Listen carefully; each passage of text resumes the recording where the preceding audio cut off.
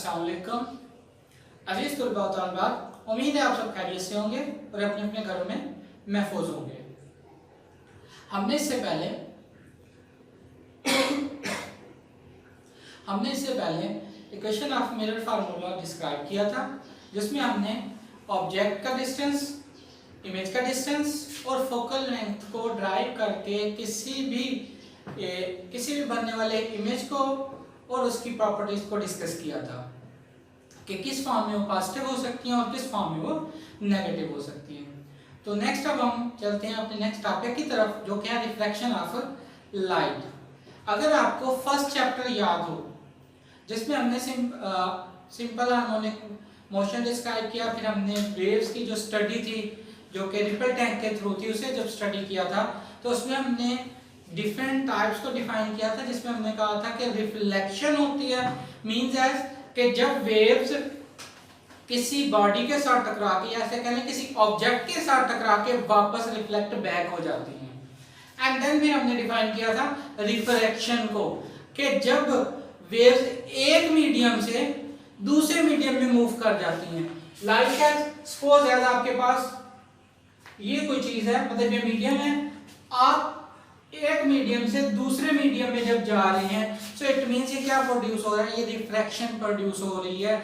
इसी चीज को हमने आज लाइट की टर्म में डिस्कस करना है, कि लाइट की टर्म में जब हम इसे डिस्कस करेंगे तो यहाँ पे किस किस्म के इफेक्ट प्रोड्यूस होंगे, हमने उन इफेक्ट्स को स्टडी करना है। सो हमारे पास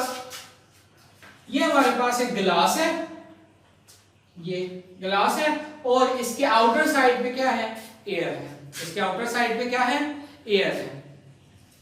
अब एक चीज याद रखनी है कि हवा हल्की होती है, हम कहते हैं ये रेयर मीडियम है। हवा क्या होती है, हल्की होती है। सो ये क्या है, रेयर मीडियम है। जबकि जो गिलास है ये भारी होता है। सो ये क्या है, डेंसर मीडियम। ये क्या है, डेंसर मीडियम। असल में हमने इसी चीज को स्टडी करना है कि जब भी लाइट रेयर से डेंसर में जाएगी तो क्या इफेक्ट प्रोड्यूस होगा, और जब डेंसर से अगेन रेयर में जाएगी तब क्या इफेक्ट प्रोड्यूस होगा। इस चीज को हमने क्या करना है, स्टडी करना है। सो हमारे पास यहाँ पे एयर है और ये हमारे पास एक गिलास है। अब हमने क्या किया है, हमने ये किया है कि इस गिलास का एक नॉर्मल क्रिएट कर दिया है। मींस एज कि हमने एक नॉर्मल ड्रॉ कर दिया है, जो कि ये हमारे पास ये आ रहा है और ये इसके साथ कौन सा एंगल बना रहा है, 90 का एंगल बना रहा है। नॉर्मल हमेशा क्या करता है, 90 का एंगल ही प्रोड्यूस कर रहा होता है। अब जैसे ही इसके नॉर्मल हम देख रहे हैं, अब हम करते हैं ये कि हम यहां से एक लेजर के थ्रू लाइट रे को पास करवाते हैं। हम क्या करते हैं, लेजर के थ्रू एक लाइट रे को पास करवाते हैं। सो जैसे ही हम लाइट रे को पास करवाते हैं तो क्या होता है कि लाइट रे पास करने से, अगर हम इस फिनोमेना को चेक करें, देखिए हमने यहां से लाइट रे को पास करवाया। अब ये होगा कि जैसे ही ये नॉर्मल के साथ आएगी, सो जब भी ये रेयर से डेंसर मीडियम में जाएगी तो ये अपने नॉर्मल के गिर्द इकट्ठी होना शुरू हो जाएगी। मींस एज ये नॉर्मल है तो पहले अगर ये ऐसे आ रही है तो अब ये थोड़ा सा इसके गिर्द बेंड हो जाएगी। मींस एज कि जब भी लाइट हल्के मीडियम से भारी मीडियम के अंदर जाएगी, सो क्या होगा कि भारी मीडियम के अंदर जाने की वजह से लाइट हमेशा अपने नॉर्मल के साथ, नॉर्मल के गिर्द इकट्ठा होना शुरू हो जाएगी। इसीलिए हम कहते हैं when light passes from a rare medium to denser medium, it bends towards its normal. It bends towards its normal. यानी जब भी लाइट रेयर मीडियम से डेंसर मीडियम के अंदर जाएगी, सो क्या होगा कि डेंसर मीडियम के अंदर जाने की वजह से हमेशा ये अपने नॉर्मल के गिर्द बेंड होना शुरू हो जाएगी। सो अब सपोज एज ये आ रही थी, ऐसे होना चाहिए था कि ये ऐसे जाती सीधी, बट क्या होता ये है कि जब भी रेयर से ग्लास मींस के डेंसर मीडियम के अंदर जाते हैं, सो ये अपने नॉर्मल के गिर्द बेंड होना शुरू हो जाती है और अपनी डायरेक्शन को क्या कर लेती है, चेंज कर लेती है, अपनी डायरेक्शन को क्या करती है, चेंज कर लेती है। सो यहाँ पे हमारे पास अब एंगल ऑफ इंसिडेंस और एंगल ऑफ रिफ्लेक्शन क्रिएट होंगे। यहाँ पे हमारे पास क्या होंगे, एंगल ऑफ इंसिडेंस और एंगल ऑफ रिफ्लेक्शन। अब ये दोनों एंगल किसी भी सूरत इक्वल नहीं हो सकते। उसकी रीजन यही है कि देखें, जब भी रे अपने नॉर्मल के गिर्द बेंड होगी तो हमेशा उसका जो रिफ्लेक्टिंग एंगल होगा वो थोड़ा सा कम हो जाएगा। सो कभी भी इंसिडेंस एंगल और रिफ्लेक्टिंग एंगल आपस में इक्वल नहीं हो सकते। एंड देन फिर हम ये करते हैं कि हम इसी लाइट को गिलास से एयर के अंदर लेकर आते हैं। अब हम यहां से स्टडी करते हैं कि ये रे आ रही है, गिलास के अंदर से आ रही है, अब ये डेंसर मीडियम से वापस किस मीडियम में जा रही है, रेयर मीडियम में जा रही है। अब ये किस मीडियम में जा रही है, ये रेयर मीडियम में जा रही है। सो अब अगर आप देखें, ये अपने नॉर्मल से दूर होती जा रही है, ये अपने नॉर्मल से क्या होती जा रही है, दूर होती जा रही है। तो यहां पे हम कहते हैं when a light moves from denser medium to rare medium, when a light moves from denser medium to rare medium, it bends away। पहले क्या था, it bends towards, कि जब रेयर से डेंसर में जाती है तो ये अपने नॉर्मल के गिर्द इकट्ठी हो जाती है, जबकि इस केस में क्या है कि ये नॉर्मल से दूर होती चली जाएगी। जैसे ये नॉर्मल से दूर होती चली जाएगी तो हम सिंपल वर्ड में कहते हैं when a light moves from denser medium to rare medium, it bends away from its normal, तो ये अपने नॉर्मल से दूर होना शुरू हो जाएगी। तो अब अगर हम इस कंप्लीट फिगर को देखें, ये हमारे पास इंसिडेंट रे है जिसे हमने आई से शो किया है। इस वक्त ये एंगल बना रही है आई, एंगल ऑफ इंसिडेंस, और ये इसके रिफ्लेक्शन का एंगल है क्योंकि हम रिफ्लेक्शन को ही डिस्कस कर रहे हैं।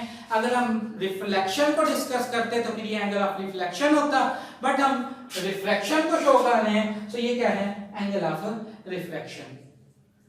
सो क्या होगा कि एंगल ऑफ रिफ्लेक्शन, ये दोनों किसी भी सूरत आपस में इक्वल नहीं हो सकते। होना ही चाहिए था कि लाइट उसी एंगल पे सामने आती, लेकिन हुआ क्या है कि ये जो लाइट है ये अपने एंगल से थोड़ा सा हट गई है और अपने नॉर्मल के गिर्द इकट्ठी हो गई है, बेंड हो गई है। जैसे ही अपने नॉर्मल के गिर्द इकट्ठी बेंड हुई है, सो एंगल ऑफ इंसिडेंस ज्यादा है और एंगल ऑफ रिफ्लेक्शन क्या है, कम है। अब फिर हम देखते हैं कि जैसे हम इसे अगेन रेयर मीडियम में लेकर जाते हैं, सो अगेन ये क्या करती है, अगेन ये फिर दोबारा से अपने नॉर्मल से दूर होना शुरू हो जाती है। सो जैसे ही अपने नॉर्मल से दूर होना शुरू होती है तो हम ये कहते हैं कि जब भी लाइट डेंसर मीडियम से रेयर मीडियम में जाती है तो हमेशा अपने नॉर्मल से दूर होना शुरू हो जाती है। इसी को हम कहते हैं इमर्जिंग रे। इसे हम क्या कहते हैं, इमर्जिंग रे। सो अगर हम इसे डिस्क्राइब करें, the process of bending of light as it pass from air into glass and vice versa, के बेंडिंग का जो प्रोसेस है लाइट का एयर से ग्लास में जाने से या ग्लास से एयर में जाने से, ये क्या होता है, ये जो प्रोसेस है ये क्या है, रिफ्रैक्शन ऑफ लाइट है। ये प्रोसेस क्या है, रिफ्रैक्शन ऑफ लाइट। सो अगर हम इसी चीज को डिस्कस करें, सो इसी रिफ्रैक्शन के हम कुछ लॉज को डिस्कस करते हैं। जैसे रिफ्लेक्शन हमने मिरर के अंदर पढ़ा था, रिफ्लेक्शन तो उसके कुछ लॉज थे, इसी तरह रिफ्रैक्शन के भी कुछ लॉज हैं। Like as the incident, the refracted ray, the normal at point of incidence all lie in the same plane. तो देखें, नॉर्मल, इंसिडेंट रे, रिफ्रैक्टेड रे सारे एक ही पॉइंट के ऊपर, इंसिडेंट पॉइंट के ऊपर सेम एक ही प्लेन के अंदर मौजूद हैं। सो ये सारे क्या हैं, अगर हम इसे कंपेयर करें लॉ ऑफ रिफ्लेक्शन के साथ तो उसमें भी यही था कि इंसिडेंट रे, रिफ्लेक्टेड रे और नॉर्मल जो है वो एक ही पॉइंट ऑफ इंसिडेंस के ऊपर एक ही प्लेन के अंदर होते हैं, और सेम एज ये भी वही चीज कह रहा है।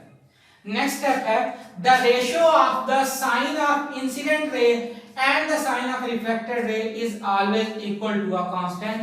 It means कि ये जो हमारे पास एंगल प्रोड्यूस हो रहा है, अगर हम इसका भी साइन ले लें और ये जो रिफ्रैक्शन का एंगल प्रोड्यूस हो रहा है हम इसका भी साइन ले लें और फिर हम इन दोनों साइंस को आपस में डिवाइड कर दें तो हमारे पास कोई एक कांस्टेंट चीज आती है, मींस एज कि हमारे पास एक कांस्टेंट वैल्यू आएगी।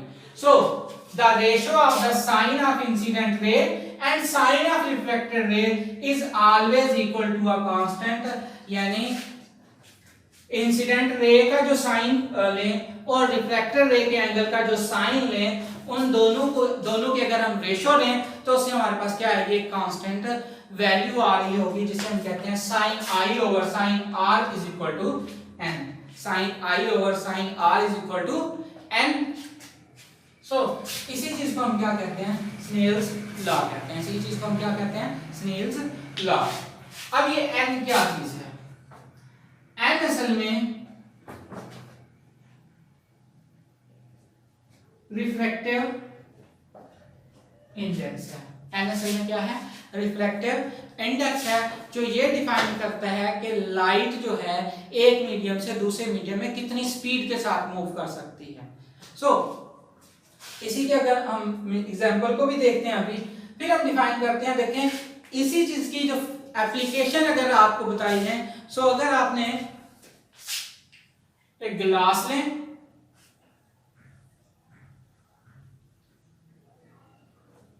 एक गिलास लें, उसमें पानी डाल दें। एक गिलास लें, उसके अंदर पानी डाल दें। उसके अंदर आप एक पेंसिल लें और उस पेंसिल को उसके अंदर रख दें। सो आप देखेंगे कि एक मीडियम से एयर का पानी में जा रहा है, दूसरे मीडियम में जा रहा है।